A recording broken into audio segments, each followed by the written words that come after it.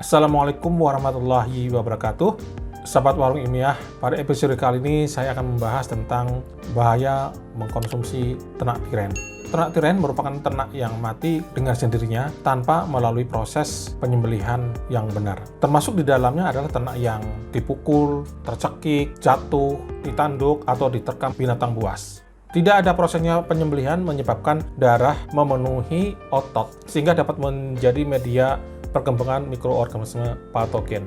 Hal ini tentu saja dapat membahayakan manusia yang mengkonsumsinya. Ketika ternak masih hidup disembelih, maka ternak tersebut akan mengeluarkan darah secara sempurna karena jantung yang memompa darah masih berfungsi secara sempurna. Namun ketika ternak itu mati menjadi ternak tiren, walaupun dilakukan penyembelihan, darah tidak bisa dikeluarkan secara sempurna karena kerja jantung sudah berhenti.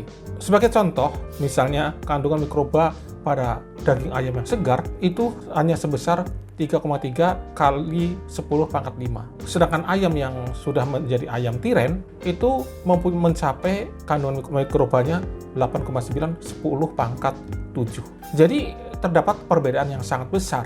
Darah yang masih tertinggal di dalam tubuh menjadi media pertumbuhan mikroorganisme patogen yang baik, menjadi media pertumbuhan mikrobia pembusuk juga. Bakteri-bakteri atau mikroorganisme tadi bisa berasal dari bulu maupun lingkungan yang kotor, atau mungkin dari bagian tubuh yang lain. Proses fagositosisnya juga berhenti. Sel darah putih yang biasanya berfungsi untuk mencegah persebaran mikroba patogen telah berhenti fungsinya. Artinya, sel darah putih sudah tidak bisa menjalankan fungsinya sebagaimana mestinya. Sehingga mikroba patogen dapat dengan mudah memperbanyak diri dan berkembang di dalam tubuh yang sudah mati.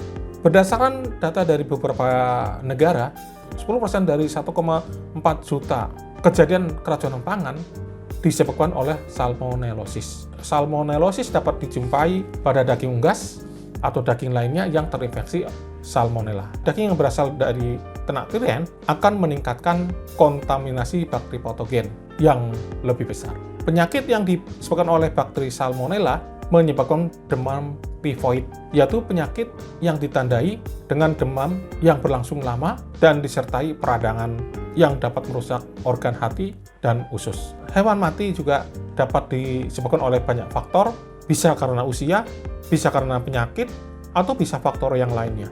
Apabila hewan tersebut tiba-tiba mati, bisa jadi dikarenakan hewan tersebut berpenyakit atau bisa dipastikan mengandung bakteri atau virus yang berbahaya. Ketika manusia mengkonsumsi ternak tiren yang ketika hidupnya berpenyakit dan dipenuhi oleh bakteri dan virus, maka bakteri dan virus itu akan dengan mudah menular kepada manusia. Hewan mati juga akan mengalami proses pembusukan yang dilakukan oleh decomposer yang berbahaya bagi tubuh. Pada awalnya, hewan yang baru mati biasanya dihinggapi oleh lalat dari famili Calliphoridae betina yang meletakkan telurnya. Kemudian telur akan berkembang menjadi larva. Apabila larva tersebut dikonsumsi oleh manusia, maka dapat berpotensi menimbulkan penyakit. Pada ternak tiren, sel-sel yang mati mengandung bahan beracun sebagai akibat kerusakan sel-sel tersebut. Selanjutnya, zat-zat beracun ini akan bertambah banyak yang mengakibatkan sel-sel yang masih hidup itu mati dan rusak. Bahaya mengkonsumsi jaringan sel dan zat-zat yang rusak dan racun sebenarnya tergantung pada proses kehidupan sel tersebut. Sebagian jaringan sel ada yang mengandung zat rusak beracun yang bereaksi cepat, tetapi juga ada sel yang mengandung zat rusak yang bereaksi lambat. Sahabat Warung Ilmiah yang saya hormati, beberapa risiko mengkonsumsi hewan yang sudah mati tanpa diketahui sebabnya di habitat liar antara lain adalah sebagai berikut. Yang pertama adalah bisa terjadi keracunan. Hewan bisa mati karena sebab keracunan di habitat liarnya.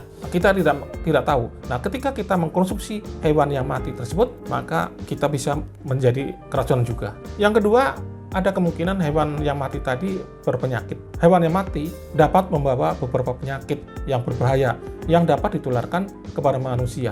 Salah satunya misalnya penyakit rabies. Penelitian menunjukkan bahwa manusia dapat tertular rabies melalui daging yang dikonsumsinya, terutama saat menyentuh otak dan sungsum tulang belakang. Ada juga penyakit sapi gila. Penyakit sapi gila ini juga dapat menular ketika manusia mengkonsumsi sapi yang mati karena kena penyakit-penyakit gila. Itu bisa menular kepada manusia ketika manusia mengkonsumsi daging tersebut. Dan masih banyak lagi.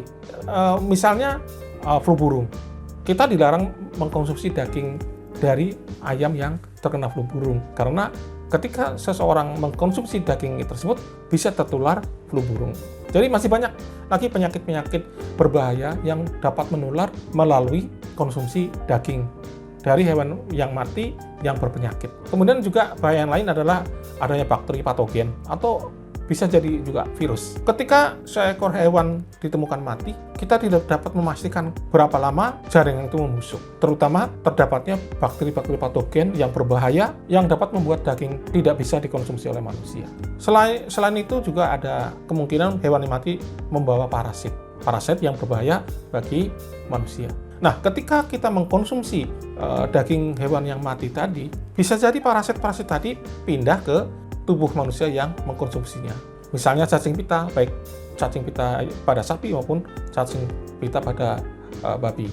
Parasit ini sangat berbahaya terutama bagi mereka yang mempunyai sistem kekebalan tubuh yang lemah, seperti orang yang masih sangat muda, orang tua, atau orang yang kena HIV positif, karena dapat mempengaruhi hati dan menyebabkan komplikasi kesehatan. Oleh karena itu, sangat penting untuk memastikan bahwa daging yang kita konsumsi itu benar-benar dari ternak atau hewan yang disembelih dengan proses yang benar. Sahabat ilmiah, cukup sekian bahasan kita kali ini. Sebenarnya masih banyak yang bisa kita bahas mengenai ternak tiren atau mungkin juga ayam tiren. Yang jelas, saya sarankan untuk berhati-hati membeli daging. Pastikan bahwa daging ternak itu diperoleh dari proses pembelian ternak yang dilakukan dengan cara yang benar sehingga kualitas dagingnya juga dapat dipertanggungjawabkan.